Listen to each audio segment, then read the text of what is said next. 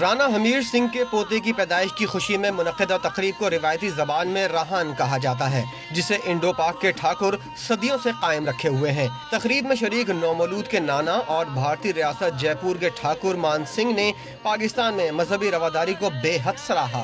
بھائی چارے کا کلچر لگا مجھے، کوئی کسی میں بھید بھاؤ نہیں ہے، کوئی فرق نہیں ہے، سب بالکل کھلے دل سے سواگت کرتے ہیں، اور ایسا ہم نے پہلے بھی محسوس کیا تھا، آج بھی دیکھ رہے ہیں۔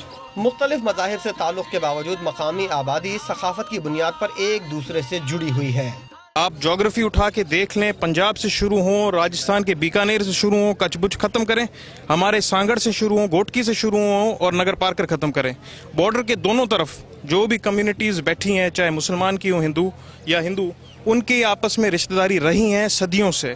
تقریب میں مہمانوں کی پرتکلف کھانوں سے تواضع کی گئی، جبکہ مقامی فنکاروں نے روایتی گیت گا کر محفل کو چار چاند لگا دیے۔